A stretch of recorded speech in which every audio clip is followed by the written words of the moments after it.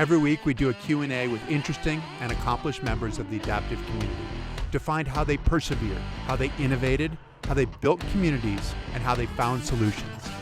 Welcome to the Nametags Chat Podcast. Welcome to the Nametags Chat Podcast. Today we have Joe Bieganek, who is from Ride Designs. He makes the seats for just about all of the top skiers in the world. That's how I know Joe. Joe, thank you so much for joining us. Absolutely, Chris. This is awesome. I know I was starting to say Joe probably knows me a little bit better than he probably should. He probably knows my butt better than he really should. This is a pretty intimate process for you, but it's actually intimate for a reason, right? Yeah, it is. The reason is because when you're sitting somebody, when people build, they're just building like these amazing ski rigs out there that do all kinds of things. And kind of the last thing that people think about is how do I put this person safely on it? And so coming in as an orthotist, doing seating as an orthotist, you have to take into account all the bony areas that are on the pelvis and to keep those areas safe. And so intimacy, yep, you have to know it. You have to know where those sit bones are. You have to know where the tailbone is, and you have to relieve for those areas. And that's exactly what we do in our wheelchair cushions too when we make those. But that's the big part of it. So, right, because the big risk when I was in the hospital, it was always about make sure you do a pressure relief every 15 minutes because you don't want a skin breakdown. Because if you get a skin breakdown, then you can be lying on your stomach for 2, 3, 4, 6 months, whatever it is, to wait for that to heal. So yep. when you're in a position where you're putting extreme pressure and loads on your seat and on those sit bones, and they don't have the atrophy, how do you approach, and they don't have the muscles to support it, I guess they have the atrophy, but they don't have the muscles. How do you approach keeping people safe? Yeah, so it goes back into the same thing we were just talking about too, is that it ends up being just a really, really intimate shape of the pelvis that we have to capture. And so we have a technique for there's a couple of different ones that we use, but the ones that we're using lately are shape capture bags, where we capture the pelvis and we identify where those bony areas are on the skeleton, and then through that we do a 3D scan and a buildup of that model, and then we go in and then we carve a cushion to fit that. You're absolutely right. You know, skiing environment is probably one of the most critical, because you have so many.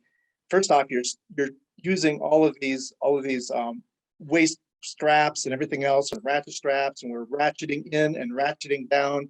And if you don't have those bony areas offloaded, all that pressure to lock you in goes right to those bony areas, which can cause big issues with skin.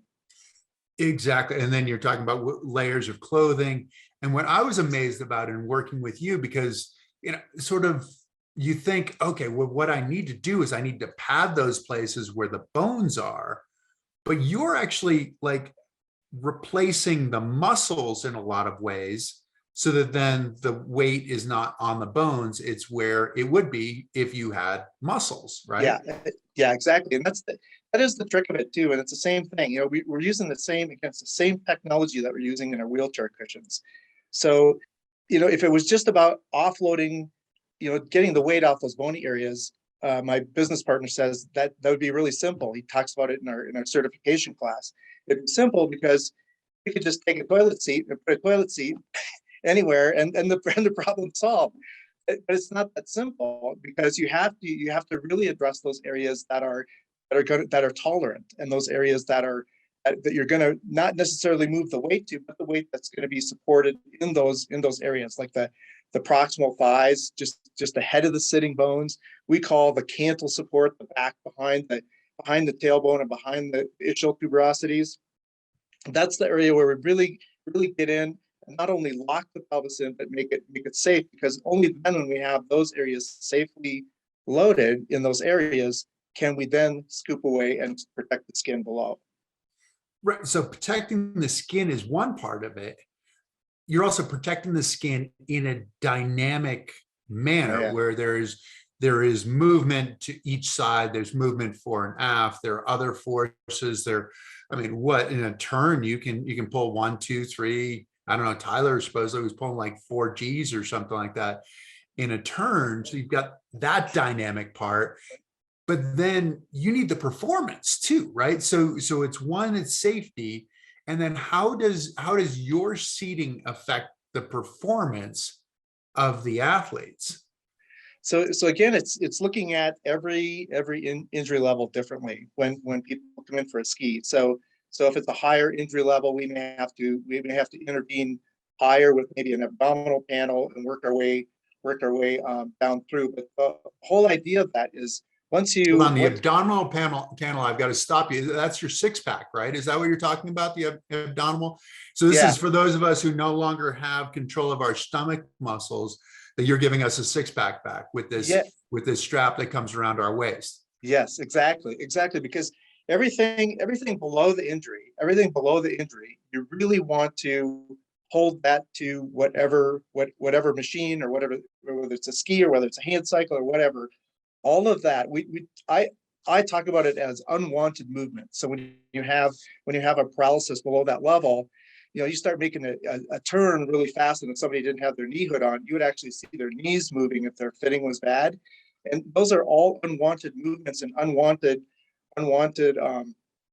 as you try to start a turn or go the other way. If all of that is moving around, it's a very, I don't know if we could say a sloshy turn or whatever, but it's not very, it's not precise. And so it doesn't allow you to use what you have above that injury level to steer or even feedback. I mean, I've heard early on from one of the champions I worked with that once he started sitting in our insert, he felt the snow for the first time skiing, which was pretty amazing. Exactly, because you're what, 18, 20 inches off the ground, basically parallel to the snow, really for Yeah, the most part. yeah, Yeah, and what you're talking about is when you make that movement, you want that to translate into a movement in your ski. So if yes, there is that slosh, then yeah, I can move and I can create this angulation. But if the ski's not moving, then I'm not creating any edge angle, which is the ultimate goal. And my control, my ability to be aggressive, et cetera, et cetera. Am I the most difficult customer that you've had? uh, no. The prima donna who comes in and well, I want this, Joe, and how about if we do that, Of course, Chris. Of course, Chris. When did you want that? Today? Yes, Yeah, yes, Chris. yeah, can I leave with it this afternoon, kind of Yeah, thing? Yeah. yes. Yeah, we'll get it done for you. Yeah. No, everybody presents their own posture, their own, everybody's just very unique. And I think that's why you can't find the magic seat out there, right? That's why everything has to be addressed individually. So Exactly. And so it's individual, but it's also like you're dealing with athletes on one side, and then on the other side you're dealing with seating for people who are higher level injuries, who have really limited mobility, where skin breakdown is such a huge problem because they don't have the ability to offload that weight and give the skin a chance to recover. yeah. But what's the attraction? Because I think in some ways, like the more clinical stuff is sort of more of what would be the traditional business kind of thing. Where is the sport more of like the F1 kind of investment? Yeah, it is, and I've also just really met a lot of people that have the same interest in this too. So we've built a pretty good team around it, and we've applied it to all things. And certainly early on, sports started with our company in 2005. It's about the time that we ended up getting this breathable foam. We don't use that anymore. We've moved to a better product since then. But in 2005, we had it was this new method of capturing a shape, capturing a very intimate shape, and having this beaded material. And really, that was kind of the start of all of that. And every time that I played with sports, I'd always get like an eyebrow from the board and from everything else, because I probably should have been, focusing more on seating. And so I really, to keep it going and to keep everything going, I actually started doing more sports on evenings and weekends, just because I knew it really had a place. And I also saw just the difference when, when people were out doing sports activities. I mean, it's just such a big part, with the disability, just get people out, get people outdoors. And so that was a big push of it too, because I could see that and just wanted to help with that mission. So Right, because it does make such a big difference, as we were yeah, talking about, in terms of safety, but also in terms of performance. And for those of us who have a bit of a scoliosis, you can help us get to a place where we can be more square. And so yes, where the turn to the left is the same as the yeah, turn to the right, and where we yes, can actually move, which performance wise is a yeah, yeah, huge deal. yeah. How did that happen for you? The idea of getting into sports, did you pursue it on your own? Did somebody come to you and say, "Hey, I have this idea"? Well, it always was an idea. It was an idea, but I didn't have the method to do it. I didn't have that. It was we found and we patented this material, this impression foam, and I knew that when we were able to fill that shell and get somebody's butt shape right in that shell, I knew that with all the materials that I had early on, that it certainly would be possible. And I remember that the first person I worked with, I probably mention his name, can I? Yeah. Oh Anyway, yeah. okay. So Scott Meyer, who ends up being a good friend, and and I had a shell that didn't fit him and whatever. And he came into the shop and he goes, Joe, I just want this. I just want to ski. I just want to ski. I just want to go out and build it. So I went, okay, I can do that. So he brought his ski in, and it was a shell that didn't fit him at all. It was an old shell, but anyway, I was able to get the model and everything else. And I look at the pictures of that today, and I've made every mistake on that ski, but somehow he was safe enough on it to go out and ski and have a great time. And it's a really interesting story, because it was like 3 years later he's on the U.S. Paralympic ski team. So it was just a great. So, but Yeah. so that was it. It's putting all of that together, and in the history of skis. I mean, we got to touch on that a little bit too. Just the seating postures. Just going through the years from 2005 till now. So. What do you mean by that? The seating So, postures. so what was interesting, there was a couple of things that happened, with with with when I got onto the scene, there was the kind of the skis that were just really popular at the time. Kevin Bramble's ski with the big metal snowplow out in front, big metal footprint plate, and then the Yeti was still there. I met I think it was a couple of years at Winter Sports Clinic. Then I met the Goodmans, and then um, the in Proshberger, of course, Proshberger, and I'm missing one that's The right there. Nation, probably. Tessier too. SCA. Yeah, Yep. Tessier's been there. But all of them, when people did seating, and again, I think it was because the seating wasn't the best in those, and that people were just trying to pad them out and get as tight as possible.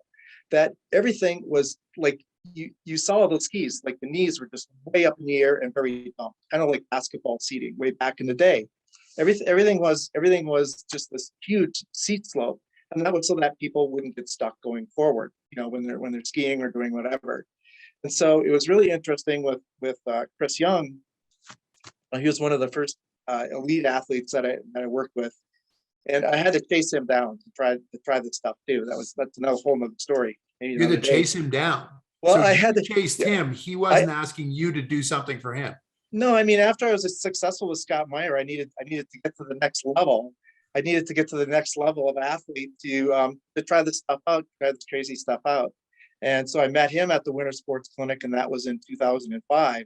And I met him. I exchanged phone numbers with him, and then I immediately tried to start just hounding him. I mean, like to the point where maybe he could have turned me in, but I knew this was my opportunity to really test the material and have somebody, because he had an issue. You know, there was some things he was looking for, better seating for his KBG with a Yeti bucket. You know, he just had all of this combination stuff going on, and he had some things that needed to be solved. And I knew I could fix that. And so I called him pretty much the whole entire weekend, probably 10 or 12 times a day. And finally, I think I accidentally answered his phone, and he had to talk to me. And he said, "No, Joe, I can't do that. I'm leaving for Aspen. I'm going to this place, whatever." And I said, "You know, Chris, when are you going to the airport?" And he said, "Oh, you know, I'm just really busy. I gotta get there, and you know, I gotta check in." And I said, "What time are you going to be there? I'll pick you up." So I met him at the airport, and I'm sure he had, you know, just the look in his face was like, "Who is this guy?" You know. So, but Who's this crazy stalker? Did you tell him you used to be a cop too? No, I didn't tell him at that time. No, but I knew how to do it. But yeah. But so I got him to the shop, you know, and that's really kind of the whole thing. You know that, you know, when you get here, then you go, okay, it just really helps tell the story, you know. So it was really funny. Then he agreed to it, and that's when I really had to just really pull everything together. And he came back into town. It was like 2 weeks later, and he was having his rods taken out. He broke them skiing, and so he was having his rods taken out. And he was down in Colorado Springs at the Olympic Center. And so every day I'd go down and pick him up. And it was like 2 days after the surgery. And so the surgeon, if he would have known that, probably would have. But that's the time we had, you know, to get him out and skiing. So I would go down there from Denver. I mean, it's an hour. You go down, pick him up, and bring him up here, do a full day of fittings and whatever. But before we started, he even made me watch like ski turns, videos and everything. You know, so I really understood what a turn was. But again, that's where that ski was so dumped, right? It was so dumped. His knees were so high up in the air. But the amazing thing with just the fit and that, when we got that fit, that was the year after that he started beating the field by 6 seconds. Right. You know, and that's huge. That's huge. You know, so it's like you can, and with that too. And so where I wanted to go with that was, if it's okay, I'll just keep going. Yeah, please go, keep going. This is interesting. Okay, so if you think about knees way up in the air, what we found is that, you know, when people are in that dumped position like that, to initiate and to get your body weight forward, to get the ski to initiate a turn, is difficult to do when your knees are in the way. And so I totally understood it, because we do it in wheelchair seating. As soon as we start bringing knees down, we have to stop the body from going forward, right? And that's what we do with the abdominal panel. So that's how we keep, and we started opening up more and more and more, and started getting the lap more level. And the more we did that, the more effective the turns were. The ski, look at me with my hands. This is what Chris has taught me, right? Every skier talks with their hands. You always talk with your hands. Yeah. When you initiate that turn, that weight shift forward and back on a ski was so much bigger when the lap was flat. And that's really what we saw throughout the years. And the only way that would be possible is with a better fit. You know, because without it, people would fall forward. You wouldn't finish a race. So that was really, you know, kind of when I think of the aha of what happened. I still see skiers, you know, ski companies building. There's a lot of dumping skis, and what you'll see is, I think that a lot of people with higher injuries are skiing those, you know, like crotch burgers and whatever. But that's just of course, I'm not a doctor, and I'm an orthotist, you know, so that's my opinion. But yeah. Right. But it is in a performance level, it makes it easier to do the necessary movements, the skiing specific movements, and to supplement and complement the muscles that you actually have. So it's far more efficient. So you stalked Chris Young effectively. Yeah, to get I'm him not real proud of it. But I'm okay with it now. We're both okay with it. So, but it really had to happen. It had to happen. And when I started building, I've got we could do a lot of podcasts just on just the events that happened in the shop with Chris. But it was I knew that if I could just get somebody at that level in trying it, and because it wasn't just me, I was learning, right? I learned everything that we built. I mean, the first time before he had a ski system that really went out and skied well, we built three of them, so there's a lot of mistakes. There was a lot of mistakes that we made. And so I think we agreed I was going to keep it quiet for a year, give him a year advantage, and then or at least only to the US ski team, because the whole US ski team was coming in for seeding, but not he didn't want me to give it to other countries yet. So I waited a whole year for that to happen. And he told me, he said, after we got done with all of this, he goes, because the first ski we built, we just had a knee hood and the just a plastic cover made from his shape that locked his knees in, and then the custom insert. And then we went with the whole custom shell, whole leg cover. And his whole goal was, like he said, Joe, I don't want to move. I don't want to move. He said, everything I do, I want to the ski. So I went and I found this better plastic that was, I can't remember what it was called anymore, but it was some sort of high density polyethylene. And I think they make snowmobile skis out of it. I mean, it's just really durable stuff. There's no flexing in it whatsoever. And I made him a full system out of that. And he went out and skied, and he came back and he goes, yeah, you did it. I couldn't move and I couldn't ski. So we had to back off again. But you have to make all those mistakes in order to just come up with the winning combination there. But it was that 2006-07 that he started. He wasn't finishing races prior to this. He was very fast, but he was so unconnected that he'd be too fast. He'd try to save a turn and he couldn't save it. And so with the connection, you could ski that fast, and you could pull out a turn, or if something went bad, you could recover more often. So after you stocked him, how long was it before the athletes started breaking your door down, that this demand became so huge? Yeah,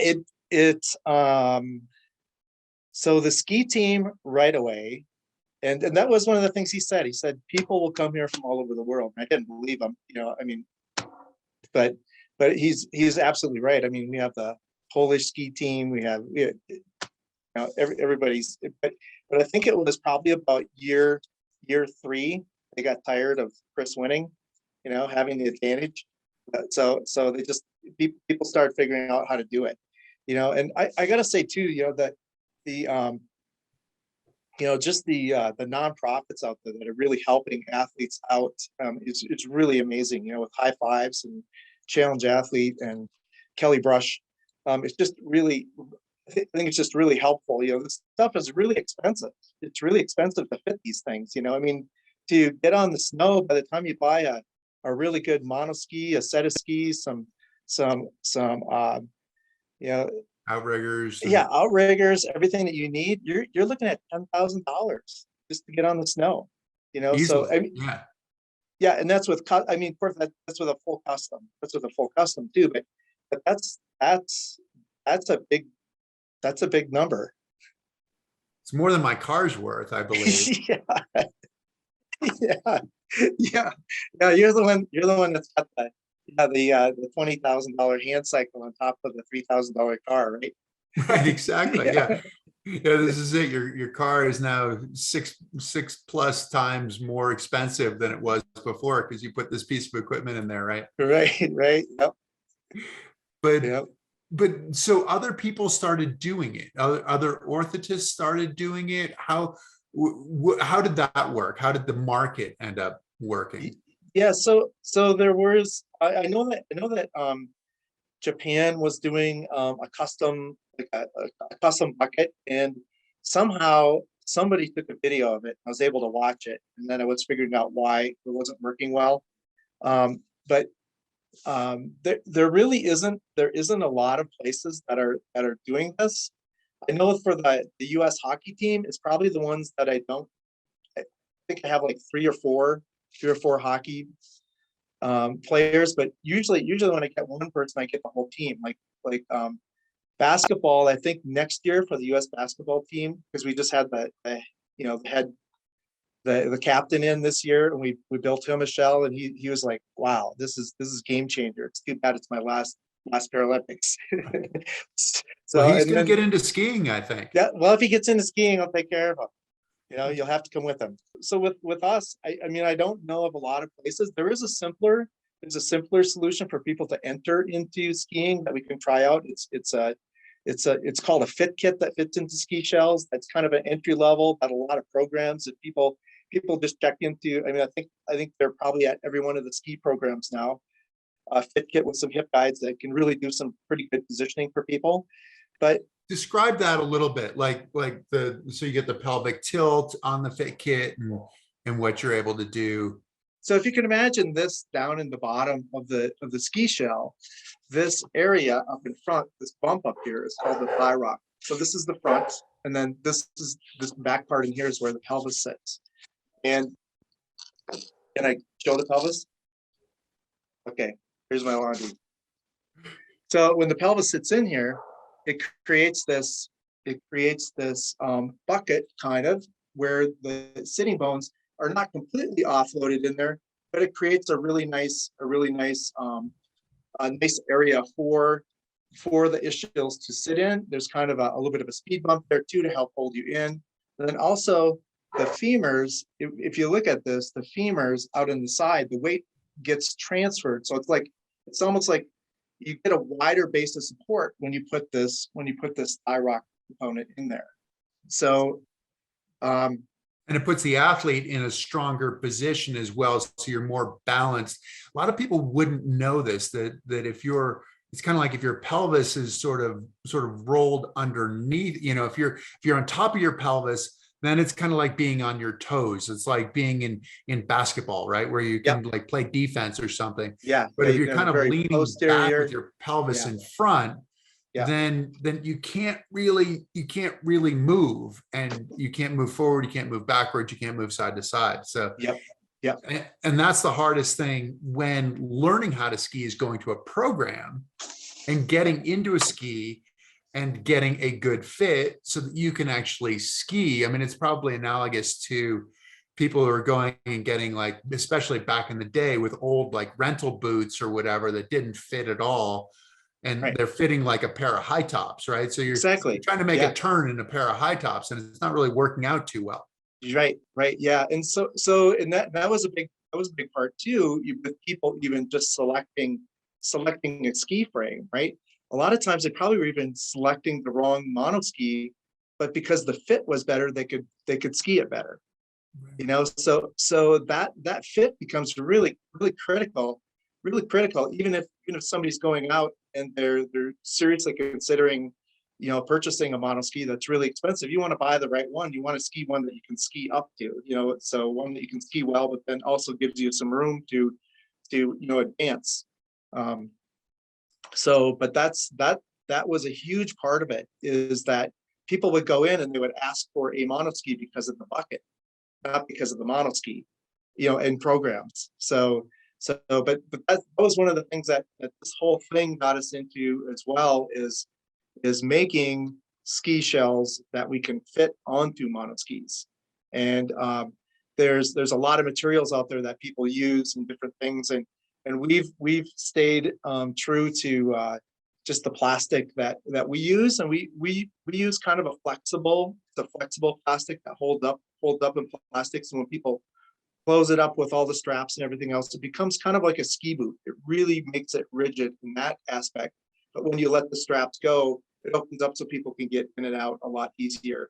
And I've had people where I've made custom inserts into some of the fiberglass shells and different things, and I've witnessed people jumping in, hitting those sharp edges, and just slicing their skin right at their trachea And the guy that transferred in, I was actually holding the shell, holding the ski from behind, and it hit my thumb, my thenar eminence right here. And I felt it and I was like, that hurt, but I looked at my hand and I saw blood, right? And it wasn't mine. Oh, It wasn't mine. oh So no. that ended that fitting. But that's what I'm talking about, too. You have just the materials themselves too. You have to, but anyway, yeah, the fit kit, really helps. And then I haven't seen a lot of people getting into sports as well, because, and I think there's a reason for that too. I mean, for the sports fitting, for what we do, we're kind of like the boot fitter, butt fitters, is that there really isn't money in it. I mean, that's the thing too. So like if somebody had to set a facility up to do the types of things that we're doing for sports, and you had to survive on sports, I don't think it's possible. So because it's something that we have it for, building all of our custom backs for wheelchairs, we're putting a lot of those out. We have the carvers for our wheelchair cushions. So I'm just sliding our projects in, and it still is expensive. Don't get me wrong, it's expensive, but it's not enough to create revenue or generate. So I think that's probably why you're not seeing it. You're not seeing it out there. But for us, it's just really fortunate. I'm really happy to have it here. So. Well, you're fortunate, but you push this. You wanted to make this happen, and it's become a reality.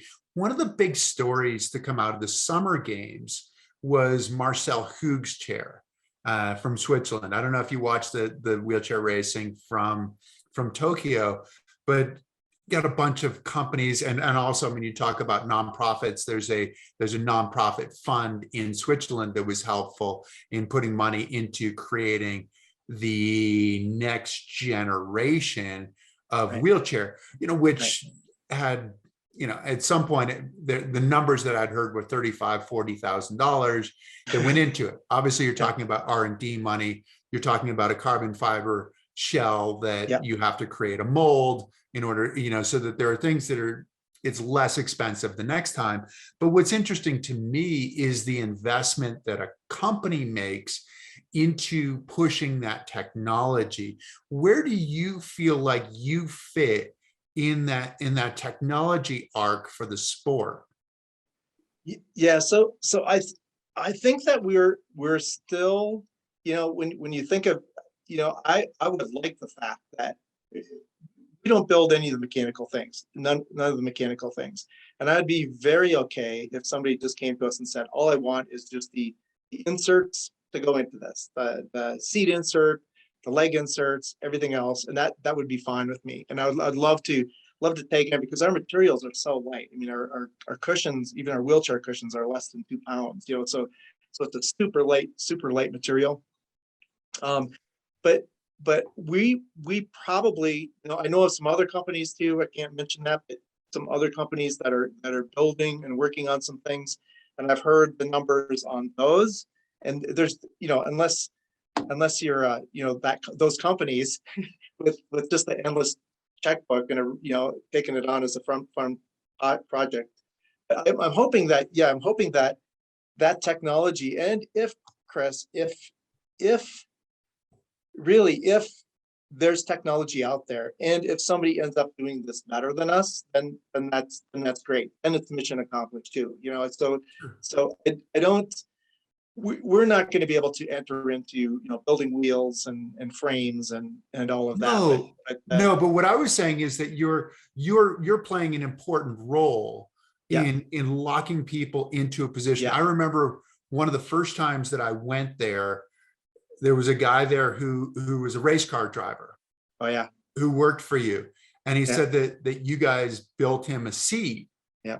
And he was seconds faster, like on each lap, because he wasn't moving, which kind of makes sense, right? You're making left turn, and you're sliding further and further on the seat, which is effectively what's happening in the sport as well, where you're sliding away from center, and then you have to compensate for that, and it causes different. So playing that, I mean, yeah, maybe it's a small part of what's going on because it's not the mechanical part in your eyes, but it Yeah. can also be a really big part of what's going on because it is the entire foundation Yes. of the athlete. And so saying that if somebody was just doing sports stuff, the business wouldn't be around because there's not the return to do it. But my question is really like, what do you see as your role in kind of pushing that technology? Because yeah, it can get lighter. It can get Yeah. a better fit. I mean, I still want to get together with you and build a wheelchair seat that is all part of the wheelchair, right? Yeah. That it's all one piece, that we don't have. Getting And closer. yeah, you're getting closer. Okay. I haven't been there. This whole COVID thing has been a Yeah. problem. Kind of in our way. Yeah. Yeah. Yeah. I No, haven't been no. able to get there to bug you. Yeah. I'll have But to renew your NDA so I can take you around. exactly. We can do that. We can do that. But how do you see that? Because in some ways, I'm sure you're fighting with your board, maybe not fighting with your board, maybe that's not the right, but there might be a little give and take in terms of why are you spending all that time? Why are you spending all that money on sport? But the part of that curve of making it better, how do you feel? What do you feel like your role is with regard to the athletes, with regard to the sports? Well, it's the sports really that can open your eyes. I think for the next thing that we do in wheelchairs, really, I pull that from everything. So, um, it's you're right. Technology. There's a couple different reasons and a couple different places where you get pushed in this field. Is that our funding just for our regular products are unfortunately every year there's cuts.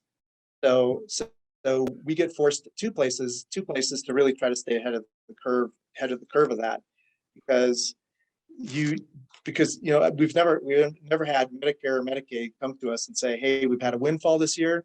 We're going to up our prices.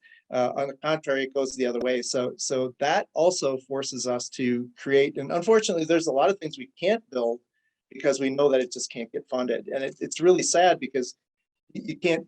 The first thing you have to ask people today when you're building something, we sit in our meetings and we go, well, can we get it paid for? And if the answer is no, unfortunately, no matter how great it is, it's out the door.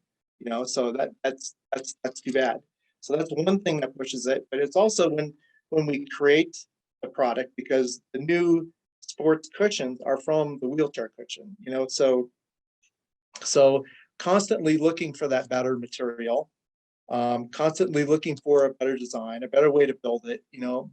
Hopefully we can find a cheaper way to build it so we can pass those costs on, because I'm not trying to make a living on sports either. That's the other part of it. With the company, we don't have to do that, which is really fortunate, but we do have to pay that portion of that portion of it. But so am I answering that correctly? I mean, am I No, kind of I going there? think I think you are. I mean, part of this, I think, is that I'm patting you on the back for the investment that you've made in sports, assuming that the vast majority of the sports equipment that you are putting out, the sports cushions and seats and Yeah. those kinds of things, are effectively subsidized Yeah.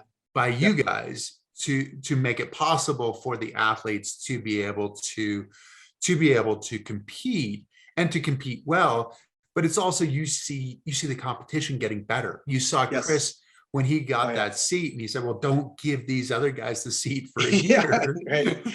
because I want to have this head start Yeah. on them. And but that's an important part of the step. And you're saying that somebody else might come in and be able to do it easier, but you also have some systems with the computer imaging, with the lathe, where you're able to replicate what you've done before, Yep. so that it's not left to hand to Yes. to figure it out. So it makes that system a whole lot easier. Yeah, it does. What does it feel like for you to go and watch these athletes athletes that you've helped, you know, whether it's in skiing. I mean, you've got like a Matt Updike that you worked with a fair amount in cycling. Yep. You've got, you know, you've got basketball players, you've got tennis players, you've got people who are just in their everyday chairs too, Yep. because part of it for you is when you look at, because I've seen this, when you look at somebody, you want them to be straight. You know, Yep. you want to fix it. You're not sitting right. We need to fix this. Yeah. What's that like for you to see the athletes, to see the people sitting, to see the change in them? Yeah, it is amazing. I feel like I should mention some other people that work with me too. I'm gonna have to do that. Yeah, But please. well, Kendra Betts, who works for the VA system national office, she and I pretty much, just, she has a huge interest in sports stuff too. And I think that was one of the things that after, that introduced me to Chris, so I think I had her permission to stalk him too. So, So you have an accomplice. Okay. All yeah, right. accomplice. So when we go out, well, the other thing I wanted to mention just first was that just when I watch somebody like before and after they have our system, my eye does not watch necessarily what's happening with the turn or what's happening with the cranks and everything else. My eyes are trained to go to something else, and it's that word I told you, or that what I said before was it's that unwanted movement. When I see the body locked to the machine and all the energy, whether it's a recumbent bike, an upright bike, or whatever, when I see everything move, that person does not move on the frame at all.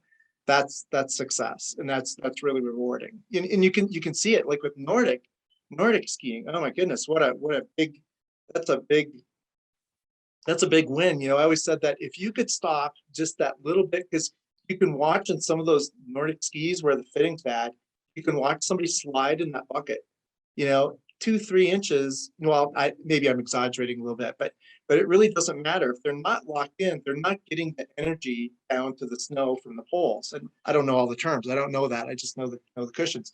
But I told one of the first elite Nordic people I worked with, I said, if I can get you that far, just a couple of inches further on every push that you're doing, what would that add up to?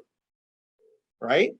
Yeah. So, and that really was it. But so when I go out and watch people, a lot of times I'm with the team. I'm with the team too. So it's Kendra, and then she has a seating team too that we work out at the National Disabled Veterans Winter Sports Clinic. We work at Ski Spec every year. These are just annual events that we go out to, and we do seating, meet a lot of people, and help tune people up for the year too. But I share that with it's kind of with the team, Chris. It can't be just me. I'm Sure. Right. No, exactly. Yeah. It's always team. It's always team. But that's a big part. I'll tell you, as I get older,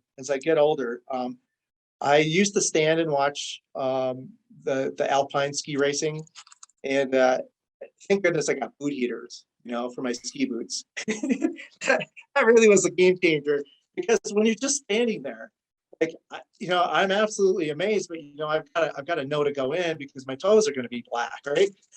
So the boot heaters really helped a lot of years. And then, but I'm telling you, sailing is becoming my gig. I am probably, there's so many things, another environment and a place where we have done a lot of good, but that just seems just so much more comfortable to me than standing on a ski hill. Is being in a boat somewhere, perhaps Coconut Grove down in Miami or whatever, where the Harry's program, or with Paul Callahan in Newport, So I don't know. I guess, maybe it's work smarter. Does that apply to what I do? I don't know. No, I think it's good that you're working smarter. And obviously, I mean, I've worked with you there, I've worked with Matt there, so yeah, they're most definitely as a team. I'm just talking more about the appreciation when you see the movements done better, when you see the expenditure of energy going into forward movement, like with the cross country ski, as opposed to Yep. going into that. Because cross country, I mean, to me, is a sport that can be super, super frustrating. Yeah. That, I go around a turn and go, well, I was sort of going fast, and now I feel like I'm about to be going backwards. Like, Right. this is Yep. this can be a really hard sport. Yeah. Yeah. No, it's true. It's true. And I work with a lot of people that can give some amazing feedback on what's happening, even though they can't feel it. I work a lot with Jeff Krill, Mhm. and he's a high injury level. He's a T4 para, and that guy, you know, well, he's such a seating geek anyway. So everything he uses all these seating or skiing terms, and I don't know. I think he writes the test, doesn't he? Write the test for everybody too. But The adaptive PSIA, I think he does. Yeah, sounds yeah, like so it's like he's throwing all those terms at me, like I'm supposed to understand that, right? So I got to ask a lot of questions so we can communicate. But he has like these, um, just these micro movements that he's able to do with just, above that injury level. We have an abdominal panel, everything else on. T4 is like nipples, Yeah, basically, yeah, right? Nipple absolutely, level. absolutely. Yeah. And so he goes, well, I can't drop my hip as easily as, on this thing. So we go and we try something, whatever. And he goes, yeah, that was it, but now I can't, so it's like you're fine tuning. And it's just really amazing to me that somebody can be that in tune with the rest of their body and get that performance. I mean, we finally got it dialed in, but now the ski just looks so. I mean, it's really an ancient insert. So I'm really trying to get him out here this summer to do another fitting for him. But very, very amazing, just very amazing to watch that and see that happen, and just see the differences. So It is. I mean, because it is a performance instrument. I mean, one, as we started with, it's about keeping you safe. It's about minimizing skin breakdown or eliminating skin breakdown, really is what you're trying to do. exactly. And but also the performance. Are there some things we were talking about before we came on here, watching Trevor Kinnison? You haven't seen it yet. He was at the X Games and went, I don't know, 35, 40, 50 feet off the ground and flew for like 90 feet. And he's in your seat, which in some ways, then, I mean, that's got to be distributing the weight when he lands, because there's a fairly decent shock when he lands. What do you think when you see this? I mean, there's some crazy things that are happening out there, and you're sort of tasked with keeping people safe. Yeah. So Matt no longer works here. He took a job as a ATP for New Motion.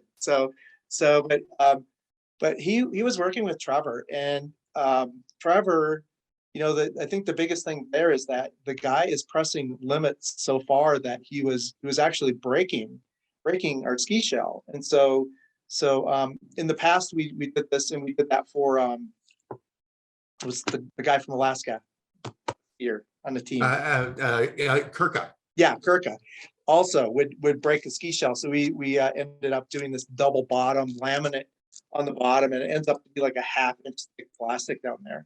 And so the last ski shell, and I'm actually glad I gave that Scott Olson ran it up to Trevor and helped him mount it on a ski.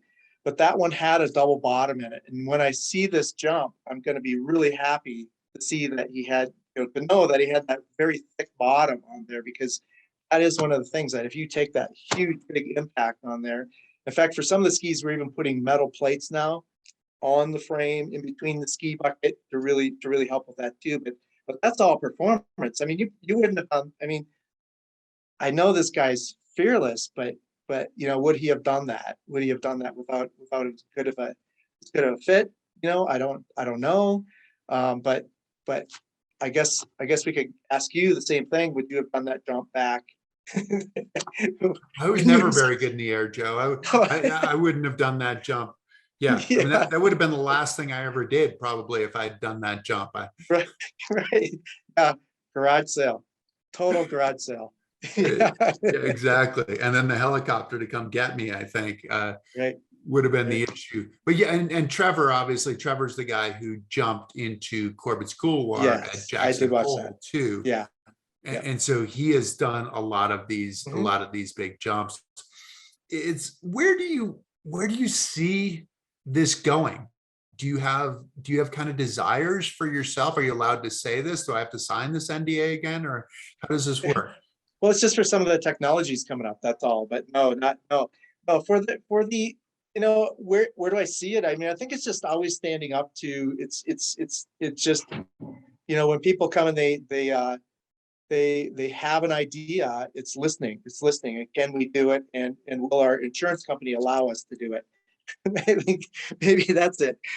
But we just recently had this one guy come in, and David Trujillo. He's a motocross. He broke his back motocross, and there's like 4 or 5 of these guys on a circuit where they travel and they race, and they actually bolt their boots onto the motorcycle and then sit on a motorcycle seat and have this sissy bar that's up over the top of it. And it's absolutely amazing. I mean, people just push them off and they take off, and if they fall, the team has to go get them. But we built a seat for him, and he's got like this just tiny little pelvis. And I was just watching him ride. You talk about that unwanted movement. When he would make a turn, you could just see his pelvis just slide all over that motorcycle seat. And he had a seat belt up over the top holding him on. And so I said, okay, let's do it. So we did sponsor that. We sponsored that seat for him.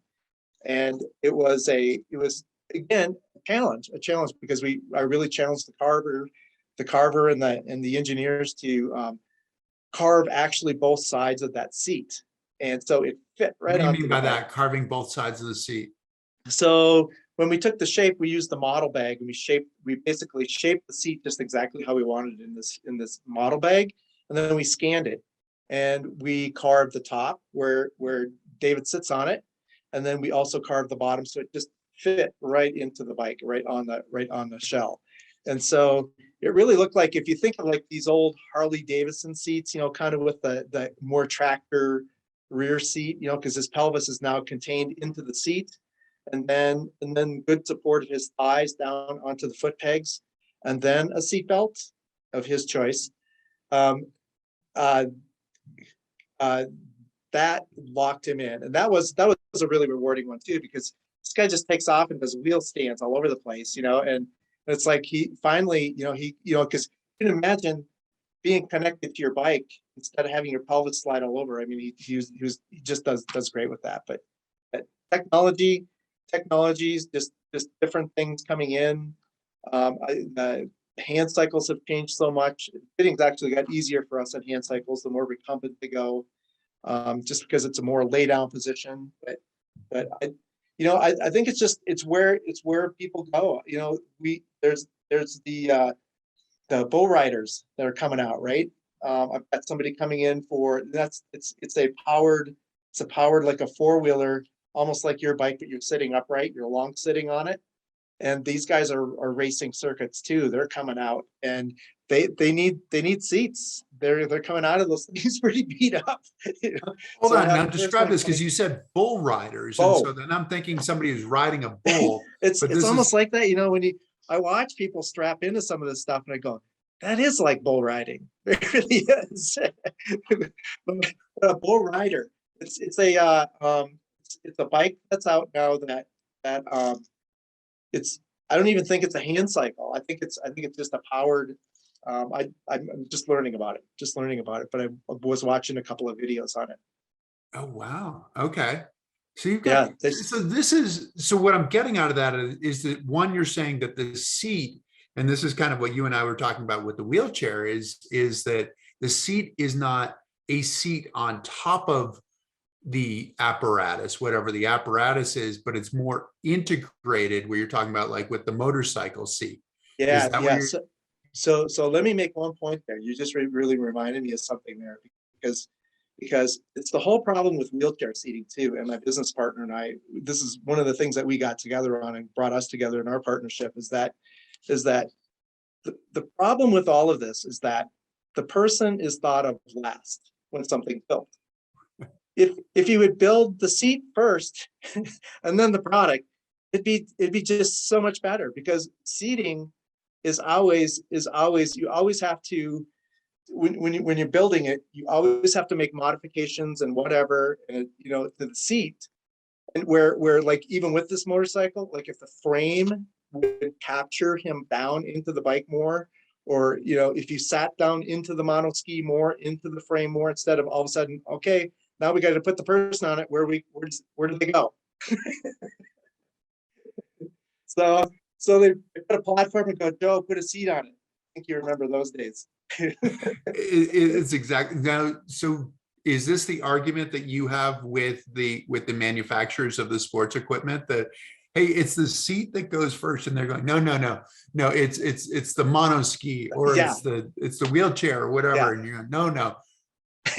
Yeah, the chicken or the egg. Yeah, but I do think that a lot of things could be solved, and a lot of things, if you take into account the person. How does a person sit on this as we're building it? That would be a big part of it. So Yeah. Well, that to me, I mean, and the other part of it then is that the person becomes the focal point, the exactly. visual focal point of what's going on, as opposed to the apparatus, right? So then Exactly. you're not a wheelchair user, you are a person, and it just happens like it's almost like the wheelchair ends up disappearing as a Yes. result Yep. of the integration here. Yeah, that's correct. That's correct. Yes. So one of the visions that we had early on was that if you had that shell and you're talking about it, right? And you just bring the wheels to it, just bring the wheels to it. You know, what's your height? Where do you want to sit? You know, you select that in your seating system, not in your, you know, not in the frame. And then I'm trying to build a cushion that's 8 inches thick to fill the space, or try to make one that's so thin I can't make it safe for you to sit on. You know, Right. so that's, yep. That's what's next. Is that science fiction, or is that something that's going to happen relatively soon? Well, let's just say that if I built all of these things, the person would be first. The person would Right. be first. That's. I think the equipment would sell more. I think everything would be. I think just the experience would be better. Everything would be if it was built around the person. So That is super cool. That is that to me, I mean, that appeals to me. yeah, well, Formula One, right? I mean, too. I mean, that whole thing. I mean, that is really kind of where I wanted to go. Now I think I'm getting too old to get into Formula One seating, but that seating, when you think of that where that person is, they have that space locked in before the car is even built. They know exactly where that person's going to be. Well, they even know who's going to be driving it too. But you know, but they're really identifying, and they're really setting that up so they know exactly where that is. So it's so specific, Yes. but Yeah. yet, which is, you know, I mean, it's just it's a bigger question, right? Because so often within our world, it's like the person is considered second, you know, That's and right. that's sort of like, and people can talk about the second class citizen of people with disabilities, and okay, do you want to flip that paradigm? Like, this is flipping that paradigm. Let's go Yes. starting with you. It is Exactly. about you, and then we'll just Yes. add wheels. So effectively, we'd end up becoming Legos in some ways, right?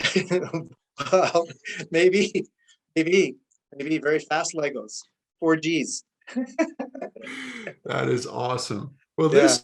this to me is just really cool. I mean, Joe, I thank you for so much of what you're doing for the sports world, for the athletes, for the safety of the athletes, but also for the performance. And then this objective and the perspective that you have, that we start with the person first. Yeah. Yeah. Shouldn't it be? It really should be. It really should be. I don't know if I'll look at the comments later to see if anybody's going to tell you you're wrong, but I don't think you are. I think you're right on the money. Right. Exactly. No, this is exactly So, the way it should be. So no, thank you so much for doing that. And I know you've had, I mean, before we get you out of this, you've taken time out of your absolutely crazy schedule, because you're building seats for people. What have you done this week, or what do you have to do this week? Yeah, so I have 2 full complete ski systems, which is absolutely insane for me to take it on because typically we have 2 people doing fittings like that. And because it's the Paralympic year, we have a Paralympic athlete that's in right now. We're doing a full shape capture, new shell, new backrest, abdominal panel, and getting him out the door skiing. And That's Orlando, right? That's Orlando. Yeah, Orlando Perez, who's going to be the first Puerto Rican winter Paralympian ever. Yeah, and the challenge nowadays too is not just keeping skin safe, but we have to really minimize height. And with Orlando's, I spent at least 2 hours today just really dialing his cushion in so he has minimal height inside of that shell, because that's really critical for performance. But we've got that going on, and then the other one I just wrapped up last night. So, but yeah, when I get done here, I get to jump in the plaster room and modify a full leg cover. So you can come over for the after party. The after party. Exactly. I can, yeah, I'll be there in 8 hours. Okay, 8 hours. All right.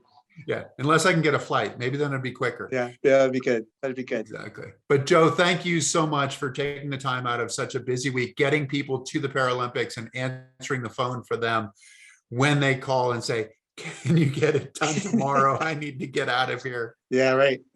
My pleasure, Chris. It's a really fun topic. It's a fun topic. And, when you mentioned it back a ways, I was thinking about it. At first I went, no, I don't think I want to do that. And then it was like, well, there's a message in there. There's a good message. So because I have seen a lot. With going through the years. So thanks for letting me think about it for a while. Exactly. Well, I didn't want to stalk you. Yeah, right. It's a great story. I can't believe he got in the truck. That's what I can't. Yeah, and that he didn't press charges or something. No, he just keeps coming back. It's good. Yeah. Yep. This is absolutely wonderful. Well, we will let you get back to work, but thank you again for everything you're doing. And thank you for your friendship, and thank you for all you've done for me as well. Pleasure being part of the community. Absolutely. Exactly. Okay. You're a big part of the community, and I will come back and visit. I'll come back with some crazy ideas. So yeah, August, you gotta, I'm going to send you some dates. We're potentially going to put a ride expo on here, an adaptive sports expo. But if I can get it, I'm trying to put that together, but I have to get the ski season out of the way, so I have some time. So, but that'll be in August. Okay. So, all good. right. Send me those dates. That would be fun. Okay. Sounds We'll good. definitely do it. Sounds This will be perfect. Well, Okay. wonderful. Have a great day, Joe. Thank you to all of you for listening in. I hope you enjoyed the talk with Joe. Again, the greatest gift you can give us is to follow us, to like us, to tell your friends. This will be published as a traditional podcast, YouTube, Spotify, Apple, all those places. Please share it. Please tell your friends. Please follow. Please like. And we'll have another great one again next week. So thanks again, Joe. Okay. Good luck. See you, Chris. Yeah. Work hard. Thanks. I don't need to tell you that. You're always working hard. Okay. See you, my friend. See you. Take care.